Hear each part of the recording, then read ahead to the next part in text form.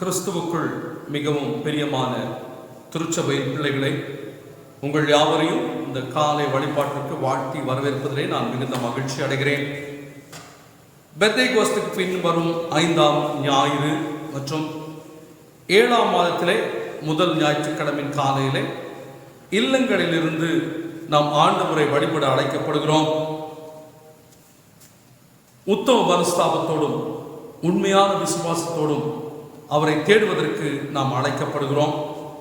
இந்த நாளிலும் கூட நாம் ஒன்றிணைந்து இந்த காணொளி மூலமாய் ஆண்டவரை ஆராதிப்போம், ஜெபம் செய்வோம். அன்பு நிறைந்த ஆண்டவரே, இந்த காலை வேளைக்காய் நாங்கள் நன்றி செலுத்துகிறோம். 6 மாதங்களை கடந்து 7ஆவது மாதத்திலே உமது ஞாயிற்றுக்கிழமையின் காலை வேளையிலே நாங்கள் எங்கள் இல்லங்களிலிருந்து உண்மை ஆராதிக்க நீர் கொடுத்த கிருபைகளுக்காய் நன்றி செலுத்துகிறோம். எங்கள் பகுதியிலும் கொரோனா பாதிப்பு அதிகமாக ஆகிக்கொண்டிருக்கிறதை நாங்கள் எண்ணி அநேக நேரத்தில் கலக்க முடிகிறோம். இருந்தாலும் எங்களை ஒருமுகப்படுத்தி இந்த வழிபாட்டிலே நாங்கள் கலந்து கொண்டு உம்மை ஆராதிக்க எங்களுக்கு வேண்டிய கிருபை தந்து காத்துக்கொள்ள வேண்டும் என்று எல்லாம் வல்ல ஆண்டவராகிய இயேசு கிறிஸ்துவின் அன்பின் கடவுளே, ஆமென். நாம் யாவரும் இணைந்து பாமாலைகளிலே 2வது பாமாலை உம்மை துதிக்கிறோம் யாவுக்கும் வல்ல பிதாவே என்ற பாமாலையை நாம் பாடுவோம்.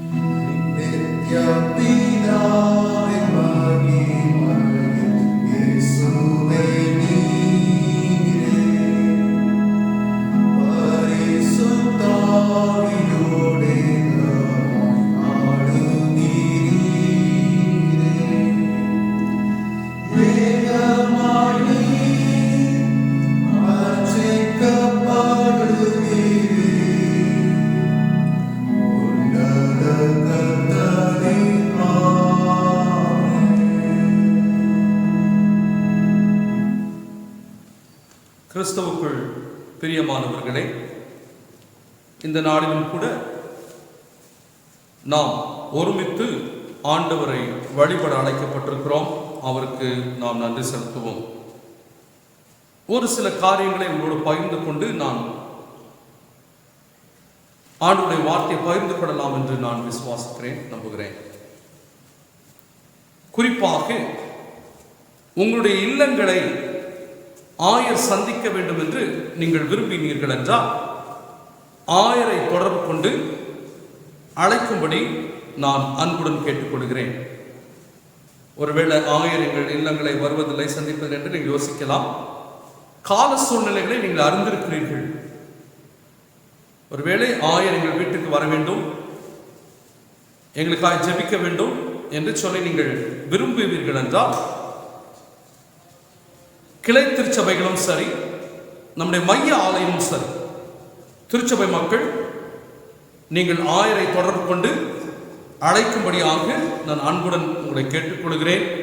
ஒருவேளை நம்முடைய கிளை திருச்சபைகள் ஆயர் வந்து உங்களுடைய இல்லங்களை சந்திக்க வேண்டும் என்று நீங்கள் சொல்வீர்கள் என்றால் உங்களுடைய சபை ஊழியர்கள் மூலமாக நீங்கள் தொடர்பு கொண்டு என்னை அழைத்தீர்கள் என்றால் கட்டாயமாக உங்களுடைய ஒவ்வொரு இல்லங்களையும் நான் சந்திப்பேன்.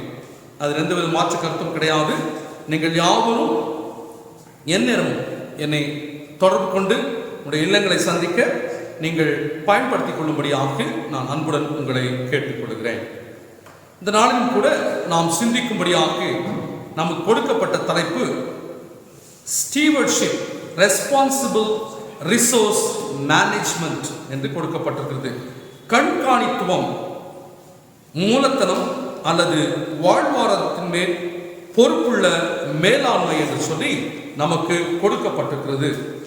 இன்னைக்கு நமக்கு கொடுக்கப்பட்ட திருமறை பகுதியாகிய மத்தேயு 25ஆம் அதிகாரம் வசனங்கள் 14 துவங்கி 30 வரைக்கும் இந்த ஒரு முக்கியமான காரியத்தை நாம் சந்திக்க அழைக்கப்படுகிறோம். இதில் ஒரு தாளந்தை பெற்றவரோ போய் நிலத்தை தோண்டி தன் தலைவரின் பணத்தை புதைத்து வைத்தார் என்று சொல்லி மத்தேயு 25:18 பார்க்கிறோம். 5 தாளந்தை பெற்றவர் போய் அவற்றை கொண்டு வணிகம் செய்து வேறு 5 தாளந்தை ஈட்டினார் என்று மத்தேயு 26:16 பார்க்கிறோம். இது நம்ம எல்லாருக்குமே தெரிந்த ஒரு உவமை. நம்முடைய வாழ்க்கையிலே நம்ம அநேக நேரங்களிலே இதை குறித்து அநேக பிரசங்கங்கள் கேள்விப்பட்டிருப்போம், அநேக விதமான காரியங்களை சிந்தித்திருப்போம். ஆனால் இந்த நாட்டிலும் நாம் பார்க்க வேண்டிய காரியம், புதைத்து வைத்தல் என்பது எவருக்கும் பயனற்றது.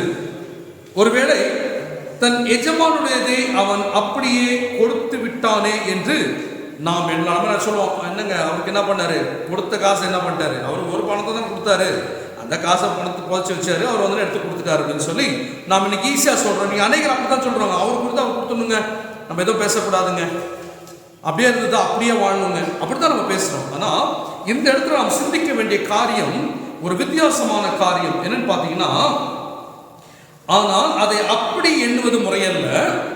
இங்கு பணத்தின் கால மதிப்பு, மணி வேல்யூ ஆஃப் டைம் என்று சொல்லப்படுவதை வைத்து சிந்திக்க வேண்டும். இன்னைக்கு பணம் என்பது, இன்னைக்கு நிலத்தில் நம்ம பணம் இன்வெஸ்ட் பண்ணோம்னா அது என்ன பண்ணுது, இன்னைக்கு மதிப்பு கூடிக்கொண்டே போகிறது. ஆனால் இன்னைக்கு பணம் மதிப்பை இழந்து கொண்டு வருகிறது. அப்போ அந்த பணத்தை அவர் என்ன பண்ணலாம், அவர் என்ன பண்ணாரு, புதைத்து வைத்து விட்டார். அப்போ அதுக்கு எந்த ஒரு வேல்யூவும் கிடையாது, எந்த ஒரு மதிப்பும் அதற்கு கிடையாமல் போய்விட்டது.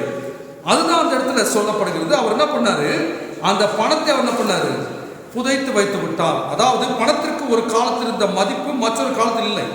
காலத்திற்கு பண மதிப்பின் வேறுபடும், ஒவ்வொரு காலத்திற்கும் பண மதிப்பு வேறுபட்டு கொண்டே இருக்கிறது. ஆனா எஜமானுடைய ஒரு தாளந்தை அவன் திருப்பி கொடுக்கும் போது அது மதிப்பு குறைந்து விட்டது. இன்னைக்கு ஒருவேளை நம்ம கொடுக்கிறோம், இன்னைக்கு யூஎஸ் டாலர்ஸ் நம்ம பார்த்தீங்கன்னா ஒவ்வொரு இடத்துலையும் ஆஸ்திரேலியன் டாலர்ஸ்ல பார்க்கும்போது இந்திய மணிக்கு ஏற்றம் இறக்கம், ஒவ்வொருத்தரும் நம்முடைய மதிப்பு இழந்து கொண்டே தான் போய் கொண்டிருக்கும். அப்போ நம்முடைய பணங்களை நம்ம என்ன செய்யறோம், நம்ம கொடுத்திருக்க தாளந்துகளையும் நாம் என்ன செய்கிறோம், வெட்டி பார்க்கிறோமா என்று பார்க்கும் பொழுது இந்த இடத்துல பார்க்கிறோம், அவன் திரும்பி கொடுத்த போது அதனுடைய மதிப்பு குறைந்து விட்டது. வங்கியில் போட்டிருந்தால் வட்டியாவது கிடைத்திருக்குமே. யார் சொல்ற, எஜமான் சொல்றான். வசனம் 27ல, எப்பா நீ அதை வங்கியில போட்டிருந்தா கூட எனக்கு வட்டி கிடைச்சிருக்கும், கொஞ்சம் இன்ட்ரெஸ்ட் கிடைச்சிருக்கும், நான் அதை வந்து திரும்பி பெற்று கொண்டிருப்பேன். உன்கிட்ட கொடுத்ததுக்கு ஒரு பிரயோஜனமும் இல்லாம போச்சு, நீ அதை வந்து பண மதிப்பை இழக்க செய்து விட்டாய் என்று சொல்லி அவன் மீது ஒரு கோபப்படுறதை நம்ம பார்க்கிறோம். ஆதங்கத்தினையும் இங்கு காணப்படுகிறது. பலருக்கு பயன்பட வேண்டிய செல்வம் பதுக்கி வைத்தல். இன்னைக்கு அதுனா இந்த பணத்தை நீ பதுக்கி வைக்கணும், இன்னைக்கு அது புழக்கத்தில் விட்டாதான் பலருக்கு அது செல்வம் இன்னைக்கு பயன்படும். ஆனா அந்த ஒரு தாளந்தை அவன் புதைத்து வைத்தனால யாருக்குமே அது என்ன பண்ணல, யூஸ் ஆகல. மற்றவங்களுக்கு யூஸ் ஆக வேண்டியதையும் அதே சேர்த்துவன் புதைத்து விட்டான் என்று சொல்லி நாம் பார்க்கிறோம். இன்னொன்று, பாழாய் போயிடுச்சு, அதன் வழி எத்தனையோ பேர் வாழ்வு பெறுவர், அது பாழா போயிடுச்சு. ஒருவேளை அதை நீ கொடுத்துருந்தீங்கன்னா அந்த பணத்தை கூட எத்தனையோ பேர் வாழ்ந்திருப்பாங்க, திரும்பி உனக்கு கொடுத்துருந்துருப்பாங்க, வட்டியோடு சேர்த்து கொடுத்துருந்துருப்பாங்க. நம்ம பார்க்கிறோம் எத்தனையோ காரியங்கள். ஆனால் அந்த இடத்துல ஒரு மனிதனுக்கும் பிரயோஜனப்படுத்தாதபடி என்ன பண்ணிட்ட, அதை புதைத்து வைத்து விட்டா என்று சொல்லி அங்கே சொல்றாங்க. ஆனால் பதுக்கி வைப்பட்டிருந்தால் மற்றவர்களுக்கு பயனின்றி தனது மதிப்பையும் இழந்து விட்டது. யாருக்குமே பயன் இல்லாமல் என்ன ஆச்சது, இந்த மதிப்பை இழந்து விட்டது என்று சொல்லி அந்த தலைவர் அவ்வளோ ஒரு கோபத்தோடு அவரோட பேசுகிறத பார்க்கிறோம். நீங்க நம்ம நேரத்தை சொன்னோம், என்னங்க ஒருத்தட்ட வாங்குறதே பெரிய பிரச்சனையா இருக்கு, திருப்பி கொடுக்கறது வரைக்கும் நாங்கள் மடியில் நெருப்பு கட்டிட்டுக்கிறோம் அப்படின்னு சொல்லி சொல்றோம். ஆனால் இந்த இடத்துல பார்க்கும்போது இதுவும் ஒரு விதத்தில் ஒரு சோம்பேறித்தனம், இன்னொன்று உழைக்காமல் இருப்பது, இன்னொன்று கடவுள் கொடுத்த உழைப்பை நான் நம்பாமல் அதை அப்படியே புதைத்து வைப்பது. இன்னைக்கு அதுதான் நம்ம கிறிஸ்தவ வாழ்க்கையில் வாழ்ந்து கொண்டிருக்கிறோம். எல்லாத்துக்குமே ஒரு லேசினஸாக வாழ்ந்துட்டு இருக்கோம். அதுதான் அடிப்போம். நான் ஆண்டவர் எதிர்பார்ப்பது அல்ல, உங்களுடைய கரத்தில் கொடுத்ததற்கு நீங்கள் அதற்கு ஏற்ற காரியத்தை செய்ய வேண்டும் என்று சொல்லி மக்கதோனிய நாடு திருச்சபை ஆகிய பிலிப்பு, தெசலோனிக்கேய திருச்சபைகள் தாங்கள் ஏழ்மையா இருந்த போதும் தங்களிடமிருந்த வளத்தை பஞ்சத்திலிருந்து எருசலேம் மக்களோடு பகிர்ந்து கொண்டதை திருமுறை கூறுகிறது. இல்ல இன்னைக்கு அநேக நேரத்தில் நம்ம சொல்ல கம்பேரிசன் பார்க்கும்போது அந்த பணத்தை ஏழைகளுக்கு கொடுத்திருந்தா கூட அது ஏதோ ஒரு யூஸ் ஆகிருக்கும். ஆனா இந்த திருச்சபை மக்கள் தாங்களே பஞ்சத்தில் இருந்தாலும் தங்களுக்கு அதுக்கு இல்லாமல் இருந்தாலும் என்ன சொல்ல எருசலேம் மக்களோடு பகிர்ந்து கொண்டதை திருமுறை 2 கொரிந்தியர் 8:1-15 வரைக்கும் நம்ம பார்க்கணும். பொதுவாக எது எனதோ அது எனக்கு, எது உனதோ அது உனக்கு என்று சொல்லிதான் நாம் சொல்லுகிற காரியத்தை நாம் பார்க்கணும். எப்ப என்னோடது உன்னோடது அவ்வளவுதான். ஆனா கடவுள் சொல்றது என்னோடதும் உன்னுடையது என்று சொல்லி நாம் பழகிக்கொள்ள வேண்டும். இன்னைக்கு அதுதான் இன்னைக்கு நிறைய பேர் எல்லாம் போச்சு. என்கிட்ட இருக்கிறதை நான் பகிர்ந்து கொடுக்க வேண்டும். இன்னைக்கு எவ்வளவோ சொத்து சுகங்கள் ஆண்டவர் என்னை நம்பி கொடுக்கிறார். அந்த சொத்து சுகங்களை நம்ம என்ன பண்றது, திருப்பி யாரும் பகிர்ந்து எனக்கு வேணும் எனக்கு வேணும் எனக்கு வேணும் என்னுடையது என்று சொல்லி நாம் பதுக்கி வைக்கிறோம். அந்த பதுக்கி வைத்ததை ஆண்டவர் எதிர்க்கிறார். இன்னைக்கு உங்களை நம்பி கொடுத்தேன், உன்னை நம்பி அநேக மக்கள் இருக்காங்க, அவர்களுக்கு நீ செய்ய வேண்டும் என்று சொல்லி ஆண்டவர் கொடுப்பதை நீ பதுக்கி வைக்கிறாய் என்று சொல்லி அந்த இடத்திலே நாம் பார்க்கிறோம். அப்போ இந்த பகிர்ந்து கொடுத்துதல் அதுதான் சொல்ற ஒரு மேலாண்மை, பகிர்ந்து கொடுக்க வேண்டும் என்று சொல்லி ஆண்டவர் சொல்கிறார். ஒருவேளை நாம் யோசிக்கலாம், இந்த மனிதன் ஒருவேளை பொறாமை கொண்டிருப்பானோ, அவனுக்கு 5 தாளந்து கொடுத்தாங்க, இவனுக்கு 2 தாளந்து, எனக்கு ஒரே ஒரு தாளந்து என்று சொல்லி அவன் பொறாமையோடு செயல்பட்ட காரணம் எதுவும் நேரடியாக சொல்லப்படவில்லை. எனினும் பொறாமை முக்கிய காரணமாக இருக்கலாம் என்று கருதப்படுகிறது. பொறாமப்பட்டிருக்கலாம், அட பாவி மனுஷா, நான் இவ்வளோ பெரிய ஆள், நல்லா படிப்பேன், ஆனால் அவனுக்கு 5 தாளந்து எனக்கு 2 தாளந்து கொடுக்கலையே அப்படின்னு சொல்லி யார் மேலே கோவப்பட்டது? அந்த எஜமான் மேலே அவன் கோவப்படுகிறதை நாம் பார்க்கிறோம். இன்னொன்று, மற்றவர்களை போல் தனக்கும் கிடைக்கவில்லை என்ற ஆத்திரமும், தன்னை விட பிறருக்கு அதிகம் கிடைத்து விட்டதே என்ற ஆத்திரமும் பொறாமையும் தவிர வேற ஒரு காரணமும் அந்த இடத்துல இருந்திருக்க முடியாது என்று சொல்லி சொல்லிருக்காருப்பா. ஆத்திரம் கோபம். இன்னைக்கு அநேக நேரத்தில் சொல்றோம்ல, அவனுக்கு நிறைய வந்துருச்சு, என்னோட கம்மியா படிச்சவன், அவன் பெரிய வேலையில் இருக்கிறான். we are in comparison. நம் மற்றவர்களோடு நம்மை எப்பவும் பொருத்தி பார்த்து கொண்டே இருக்கிறோம். ஆண்டவர் சொல்லுகிறது, உனக்குரிய தாளந்து உன்னோடது, நீ பிறக்கும் பொழுதே உனக்கு தாளந்து கொடுக்கப்பட்டு விட்டது, அதை நான் வைத்துக் கொள்ள வேண்டும், அதை வைத்து நான் என்ன பண்ணும், பெருக்கிக் கொள்ள வேண்டும். அதுதான் அவர் சொல்லுகிறார். பார்த்து நீங்க சொல்றாரு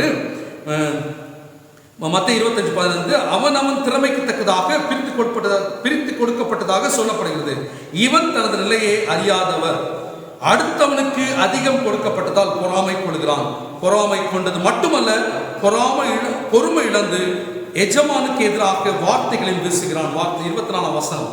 அவன் பொறுமை இழக்கிறான், தான் தனமே இழந்து யாருக்கு எதிராக பேசுறான்?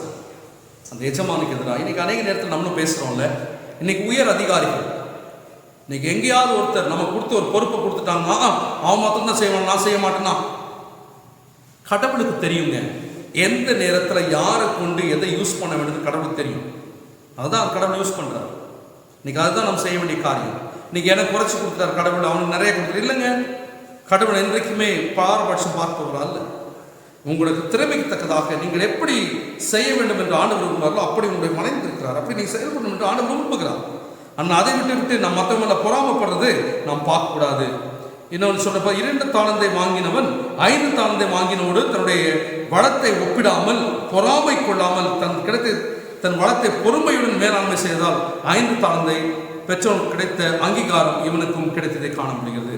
அப்ப 2 தாளந்து வாங்கினவன் என்ன சொல்றான்? 5 தாளந்து அவனுக்கு 5 வந்துருச்சு, எனக்கு 2 தான் சொல்றான். யோசிக்கல. அவன் என்ன சொல்றான்? எனக்கு கிடைச்சதை வச்சு வேற 2 சம்பாதிச்சான். அப்ப அங்கீகாரம் 2 பேத்துக்கு ஒண்ணுதான். 5 வாங்கினவன் 5 சம்பாதிச்சான், 2 வாங்கினவன் 2 சம்பாதிச்சான். 2 பேத்துக்கும் ரெகக்னிஷன் சேம். இதுதான் வாழ்க்கை. இன்னைக்கு எனக்கு எவ்வளவு கிடைக்குதோ அதை வைத்து நான் செயல்படும் பொழுது என்னை ஆண்டவர் என்ன பண்றாரு? எனக்கு அவர் ஒரு ரெகக்னிஷன் கொடுக்கிற ஒரு கடவுளாக நாம் பார்க்கிறோம். இன்னொரு விதம் பார்க்கணுமோ, பயனற்ற இந்த பணியாளனை மத்தேயு 25:30 நம்பிக்கைக்குரிய நல்ல பணியாளரே என்று சொல்லி 25-23 பார்க்க ரெண்டு விதமான இவரை பார்த்து ஒரு தாளந்தை புதைத்து வைத்தவனை பார்த்து சொல்றாங்க பயனற்ற இந்த பணியாளன் என்று சொல்றாரு. மத்தேயு 25-23 நம்பிக்கைக்குரிய நல்ல பணியாளரே என்று சொல்றாரு. சோ ரெண்டு பேத்துக்கும் கொடுக்கப்பட்ட காரியம் ஒண்ணுதான். அவனுக்கு 5 தாளந்து, எனக்கு 1 தாளந்து இருந்தாலும் அதிக தாளந்து பெற்றவன் அதிக ரெஸ்பான்சிபிள் கொண்டவன், 1 தாளந்து கம்மி ரெஸ்பான்சிபிள். ஆனா ரெண்டு பத்தி கடவுள் ஒரே மாதிரி தான் பார்த்து உங்கள்கிட்ட கொடுத்த கருத்துக்கு நீங்கள் உண்மையா இருக்க வேண்டும் என்று சொல்லி. ஆனா சொல்ல பாருங்க, கடவுளால் நமது கரங்களில் தரப்பட்ட காலம், வாய்ப்புகள், தாளந்து, திறமை முதலிய வளங்களை பொறுமையுடன் பயன்படுத்தாவிட்டால் கடவுளின் பார்வையில் நாமும் பயனற்றவர்களே. அநேக தாளந்துகள் ஆண்டவர் நம்ம பேசுறோம், அநேகர் கவுன்சிலிங் பண்றோம், அநேகரோடு நம்ம ஒருவரோடு பேசுறோம், குடும்ப பிரச்சனை தீர்த்து வைக்கிறோம். நிறைய தாளந்துகள் ஒவ்வொருத்தருக்கும் ஒரு தாளந்து ஆண்டவர் கொடுத்திருக்காரு. அந்த தாளந்துகள் மூலமாக அநேகருக்கு நான் உபயோகப்படுத்த வேண்டும், அதை கொண்டு அநேகருக்கு நான் வளப்படுத்த வேண்டும். அதுதான் ஆண்டவர் எதிர்பார்க்கிறார். அதை விட்டுட்டு எனக்கு இதை கொடுத்திருக்காரு பெருமை பாராட்டுவதல்ல. இன்னொன்று, இன்னைக்கு நம்ம கிடைச்சோட பெருமை பாராட்ட ஆரம்பிச்சோம்.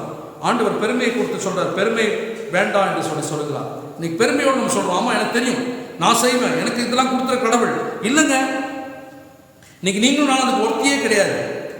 ஆனா ஆண்டவர் கொடுத்து என்ன சொல்றாரு, அதுல இருந்து பன்மடங்கு நம்மகிட்ட எதிர்பார்க்கிறார். சொல்றாரு திறமை முதலிய வளங்களை பொறுமையுடன் பயன்படுத்தாவிட்டால் கடவுள் பார்வையில் நாமும் பயனற்றவர்கள். கடவுள் தந்தவைகள் கடவுளுக்கே சொந்தமானவைகள். நீங்க மறந்துடணும். இன்னைக்கு அநேக நேரத்தில் கடவுளை முன்னாடி வைக்கிறது இல்லை, மனுஷனை தான் நம்ம முன்னாடி வைக்கிறோம். இன்னைக்கு என்னைக்காவது பாருங்களேன், நம்ம வீட்டில் தான் ஒரு முக்கியமான ஃபங்க்ஷனை முக்கியமான ஆளை கூட்டு உட்கார வைப்போம், அது கடவுளை கூட்டு உட்கார வைக்கிறோமா? இல்லை. இன்னைக்கு நிறைய நேரத்தில் நல்ல காலத்தை பார்க்குறோம், எல்லாம் பார்க்கணும், டைம் பார்க்குறோம், நல்ல நேரத்தில் முடிக்கணும். ஆனால் கடவுளுடைய மக்களை கூப்பிடுகிறோமா? இல்லாவிட்டால் எனக்கு பெருமை சேர்க்க வேண்டும் என்று உலக பிரகாரமான மக்களை கூப்பிடுகிறோமா? அது கூப்பிடுறது நம்ம வசதி. ஆனால் ஆண்டவர் சொல்கிறார், நீ என்னை முன்னிறுத்த வேண்டும் என்று சொல்லி. இன்னைக்கு அநேகம் நம்ம மறந்து விடுறோம். கடவுளை முன்னிறுத்திட்டு எனக்கு எல்லாம் கிடைச்சிருச்சு, நான் பெரிய பங்களா வாங்கிட்டேன், பெரிய வேலை கிடைச்சிருச்சு, எல்லாமே பேசுறோம். ஆனால் ஆண்டவர் சொல்லுகிறார், இது எல்லாவற்றையும் நான் உனக்கு கொடுத்தது, இந்த உலகம் உனக்கு கொடுக்கல. அதை மறந்து நான் வாழும்போது ஆண்டவர் சொல்றாரு, நான் உன்னை விட்டு சென்று விடுவேன். இன்னைக்கு அநேக ஆசீர்வாதம் வாழ்ந்தாங்க. நம்ம சொல்றோம்ல, இது வாழ்ந்து கெட்ட குடும்பம். ஏன் தெரியுமா? கடவுளை மறந்தால் அவர் உங்களை கட்டாயம் மறப்பார். அதான் இந்த வேதம் திருமுறை சொல்லுது. அடுத்து பார்த்தீங்கன்னா, அவைகள் நம் கரத்தில் கொடுக்கப்பட்டுள்ளது, இவை உண்மையோடு பயன்படுத்த எதிர்பார்க்கப்படுகிறோம். இது நம்ம கருத்தில் கொடுக்கப்பட்டிருக்கு, இதை உண்மையோடு நாம் பயன்படுத்த வேண்டும் என்று சொல்லி ஆண்டவர் சொல்றார். அதுக்குள்ள அதிகம் கொடுக்கப்பட்டவனிடத்தில் அதிகம் எதிர்பார்க்கப்படுதும். லூக்கா 12:48 பார்க்கிறோம். யாற்ற அதிகமா ஆண்டவர் கொடுத்தாரோ அது அதிகமா ஆண்டவர் கேட்கப்பார், அதிகமா பலனை எதிர்பார்ப்பார். இன்னைக்கு நம்ம தம்பட்டம் அடிச்சுக்கலாம் ஊர் ஃபுல்லா போய், எனக்கு நிறைய கொடுத்துருக்காரு, அதுக்கு ஏற்ற கேள்வி ஆண்டவர் கேட்பார். நீங்க என்னதான் வேஷம் போட்டு என்னதான் பண்ணாலும் ஆண்டவர் சொல்லுகிற காரியம் நான் இடத்தில் கட்டாயம் கேட்பேன் என்று சொல்லி அதை மறந்துடவே கூடாது. நம்முடைய உண்மைத்தன்மை நாம் வளங்களை எப்படி பயன்படுத்துகிறோம் என்பதிலே வெளிப்படும். உண்மையுள்ள மனிதர் நலன்கள் பலர் பெறுவர் என்று சொல்லி நீதிமொழிகள் 28:20 பார்க்கிறோம். நீதிமான்களுக்கு நிறைய காரியம் கிடைக்கும். ஆனால் நீதிமொழிகள் 28:20 சொல்றாங்க, உன்னுடைய கருத்துல கொடுக்கப்பட்ட காரியங்கள், நீ உண்மையுள்ள மனிதராக இருந்தால் உனக்கு நிறைய காரியங்கள் கலன்கள் கருத்துல கொடுக்கப்படும் என்று சொல்லி கடவுள் சொல்கிறார். இன்னைக்கு நம்முடைய வாழ்க்கையில் எவ்வளவு நம்ம உண்மையா இருக்கோம். நம்மை அழைத்திருக்கிற கடவுள் நம்மை உண்மை உள்ளவர்கள் என்று எண்ணியே நமக்கு மாபெரும் வளங்களை தந்திருக்கிறார். 1 தீமோத்தேயு 1:12 வாசிக்கிறோம். இன்னைக்கு என்னை நம்பி கொடுத்திருக்கிற ஆண்டவர் எனக்கு நிறைய வளத்தை கொடுத்திருக்கிறார். அந்த வளத்தை வைத்து இன்னைக்கு நாம் என்ன செய்யணும்? மக்களுக்கு உதவி செய்யணும். இன்னைக்கு அநேக நேரத்தில் நம்ம வளத்தை அழிக்கிறோம். நம்ம சுற்றி இருக்க எல்லா காரியத்தையும் நம்ம வேஸ்ட் பண்ணிட்டு இருக்கிறோம். நம்ம கொடுத்த தாளங்களை வேஸ்ட் பண்றோம். இன்னைக்கு அநேக நேரத்தை வேஸ்ட் பண்றது மாத்திரம் இல்லைங்க, எனக்கு கொடுத்த தாளத்தை நான் மிஸ்யூஸ் பண்ணாலும் கடவுளுக்கு விரோதமானது. அநேக நேரத்தில் நம்ம மிஸ்யூஸ் பண்றோம் கொடுத்த தாளங்களை. இன்னைக்கு ஆண்டவர் கொடுத்த ஒரு அருமையான ஒருவரோட பிரசங்கம் செய்யறது, ஜெபம் பண்றது, இதை கூட நம்ம என்ன பண்றோம்? தன் சுயநலத்துக்காய் நாம் செய்கிறோம். அதை கூட ஆண்டவர் எச்சரிக்கிறார், நீ செய்யாத என்று சொல்லி. இன்னைக்கு அநேகர் நாம் சுயநலத்திற்காய் அநேக காரியத்தை செய்கிறோம். தன்னுடைய சுயநலம். ஆண்டவர் விரும்புவது உன் சுயநலம் அல்ல, உன்னை நம்பி கொடுத்த தாளத்தை அது எனக்காக செயல்படுத்த வேண்டும். இன்னைக்கு ஒருவேளை நான் உங்களை சரியாக வழிநடத்த விட்டால் ஆண்டவர் என்ன கிடைக்கப்ப இன்னைக்கு அநேகர் நம்மை வழிநடத்துவார்கள், ஆனாலும் நாம் எச்சரிக்கையுள்ளவர்களாக இருக்க வேண்டும். ஆண்டவர் நம்மிடத்துல கேள்வி கேட்பார், ஏங்க அவன் அனுப்புறனே உங்களுக்கு எங்கே அறிவு போச்சு, உனக்கு பயன்படுத்த தெரியலையே என்று நம்மளை பார்த்து கேட்பார் ஆண்டவர். அதற்கு நாம் பதில் சொல்ல வேண்டியவர்களாக காக்கப்படுகிறோம். இன்னொன்று, நம்முடைய வாழ்க்கையில உண்மை வேண்டும். உண்மை உள்ளவரே கடவுளுக்கு உகந்தோரும் நல்ல உத்தமமாக இருக்கிறார். நீங்கள் வாழ்க்கையில் உண்மை வேணும். இன்னைக்கு அநேக உண்மையாக இருக்கிறேன்றாங்க, ஆனால் அந்த உண்மையாக இருக்கிறது உங்களுடைய உள்ளத்துக்கும் கடவுளுக்கும் தான் தெரியும். இன்னைக்கு அநேகத்தில் உண்மை உண்மை உண்மைன்னு பேசுகிறோம் இல்லைங்க. இன்னைக்கு நம்ம நல்லா பேசிடலாம், ஆனால் ஆண்டவர் நம்ம பார்த்து சொல்றாரு, உங்களுடைய மனசில் எவ்வளவு உண்மை இருக்குது. ஆனால் ஆண்டவர் எதிர்பார்க்கிற காரியம் நம் உண்மை உள்ள வாழ்க்கையை வாழ வேண்டும். ஆண்டவர் நமக்கு கொடுத்த காரியங்களிலே ஒன்று கொடுத்தாருன்னா அது ரெண்டே ஆக்க வேண்டும். எல்லாவற்றையும் ஆண்டவருக்கென்று நான் மகிமையாய் செலுத்தும் பொழுது அந்த வாழ்க்கை சிறந்த வாழ்க்கையாக ஆண்டவர் வைக்கிறார். இந்த காலகட்டத்தில் நாம் வாழும் பொழுது ஆண்டவர் நம்ம சொல்கிற ஒரு காரியம், மகனே மகளே, நீங்கள் கண்காணித்து உங்களுக்கு கருத்தை கொடுத்துருக்க, நீங்கள் உண்மையாக இருக்கணும். உங்களுடைய வாழ்க்கை உண்மை உள்ள வாழ்க்கையாக வாழணும். உலகத்திற்கு ஒத்த வேஷம் தெரியாமல் நீங்கள் உண்மை உள்ளவர்களாய் வாழ உங்களை ஆண்டவர் அழைக்கிறார். ஆமென். ஜெபம் செய்வோம். அன்பு நிறைந்த ஆண்டவரே, இந்த நல்லத்துக்காக நன்றி செலுத்துகிறோம். ஆண்டவரே, எங்களுக்கு உண்மையை விரும்புகிறீர். நீர் எங்களுக்கு கொடுக்கிற தாளந்துகளிலே நாங்கள் அதை பெருக்கவும் அதற்கு உண்மை உள்ளவர்களாக இருக்கவும் எங்களை விசாரிக்கிறவர்களாக இருக்கிறேன். ஆண்டவரே, நீர் விசாரிக்கும் பொழுது நாங்கள் வெறும் கயிறாய் நிற்காததை காத்துக்கொள்ளும். ஆண்டவரே, எங்களுடைய ஷோலிங்கர் பகுதியை உங்களுக்கு கற்றுத் தருகிறோம். எங்களுடைய கிளை திருச்சபைகளை கற்றுத் தருகிறோம். ஆண்டவரே, நீங்கள் எங்களுடைய பகுதியில் அநேகர் கொரோனாவால் பாதிக்கப்பட்டு வருகிறார்கள். ஆண்டவரே, அந்த பாதிப்பிலிருந்து நாங்கள் எங்களை தற்பாதுகாத்து கூட எங்களுக்கு வேண்டிய கிருபை தாரும், ஞானத்தை தாரும். ஆண்டவரே, என்னுடைய பிள்ளைகள், என்னுடைய திருச்சபையின் மூத்தவர்கள், வயது சென்றவர்கள், குழந்தைகள் எல்லாரையும் எங்களை பாதுகாத்துக் கொள்ளும். ஆண்டவரே, எங்கள் குடும்பங்கள் ஒவ்வொன்றையும் கற்றுத் தருவோம். எங்கள் குடும்பங்களை ஆசீர்வதியும் வழி நடத்தும். ஆண்டவரே, எங்களுடைய பிள்ளைகள் அநேகர் வெளிநாடுகளில் இருக்கிறார்கள். எங்களுடைய திருச்சபையும் சரி, எங்களுடைய கிளை திருச்சபை பிள்ளைகள் அநேகர் வெளிநாடுகளில் வாழ்ந்து கொண்டிருக்கிறார்கள். நாங்கள் தொடர்பில் இருக்கிறோம், ஆனால் எங்களால் போக முடியல. ஆண்டவரே, ஒருவர்களை சந்திக்க முடியாத சூழ்நிலை காணப்பட்டு கொண்டிருக்கிறோம். எல்லாவற்றையும் நீர் அனுமதித்திருக்கிறீர். நாங்கள் அதை பொறுமையோடு ஏற்றுக்கொண்டு உமக்கென்று நாங்கள் வாழ எங்களுக்கு வேண்டிய கிருபை தாரும். ஆண்டவரே, இந்த ஒரு புதிய மாதத்தை எங்கள் வாழ்க்கையில கொடுத்திருக்கிறீர். இந்த மாதம் முழுவதுமாக எங்களை பாதுகாத்துக் கொள்ளும். உமக்கென்று நாங்கள் உண்மையாய் வாழ, உம்மோடு நாங்கள் வாழ எங்களுக்கு வேண்டிய கிருபை தந்து காத்துக்கொள்ள வேண்டும் என்று எல்லாம் வல்ல ஆண்டவராகிய இயேசு கிறிஸ்து அன்பின் ஆண்டவரே, ஆமென். நம்முடைய ஆண்டவராகிய இயேசு கிறிஸ்து கிருபையும் பிதாவின் அன்பும் தூயாவின் பாதுகாப்பும் நம் அனைவரோடும் இன்னும் தங்கித்தாவதாக. ஆமென்.